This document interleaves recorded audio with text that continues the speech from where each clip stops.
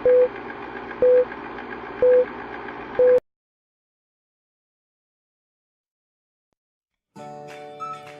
guys!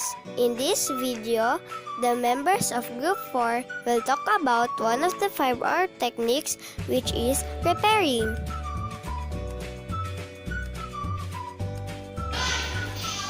Waste management are the activities and action required to manage waste. This includes the collection, transport, treatment, and disposal of waste, together with monitoring and regulation of the waste management process. For a long time, we have been taught about the 3 R's: reduce, reuse, recycle. But now there's 2 more. That's right, there are now 5 R's: reduce, reuse, recycle, repair, recover.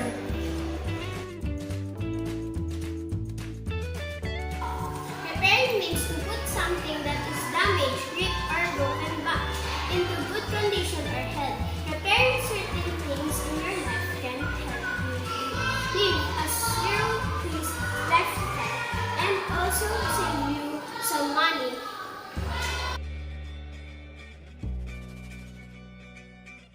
Repairing goes hand in hand when you're deciding whether to fix something or buy a new one as yourself if you can find a way to repair it. This applies to clothing, furniture, and technology. Here are some examples that usually happen to us. Having a broken backpack, we can sew it back together instead of throwing it away. Broken shoes, we can get our dad to fix our shoe instead of throwing it in the bin. And also, we can super glue the toy back together instead of throwing it away. One of the advantages of repairing are having a healthy environment or community, and also you may learn something that is connected to our environment. By understanding 5 R's, repairing can save money and reduce waste as it is cheaper to repair than buy new stuff. Repairing is better than replacing it. You can save money, conserve resources, or even save time finding and comparing better things.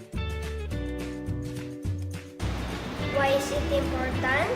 It is to protect our one and only home, the earth.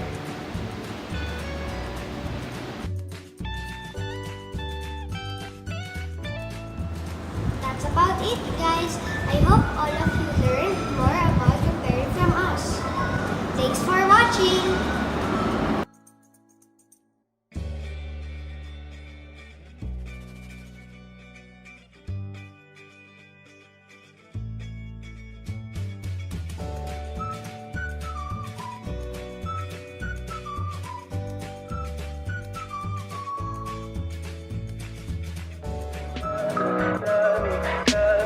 Tell me pretty lies, look me in the face.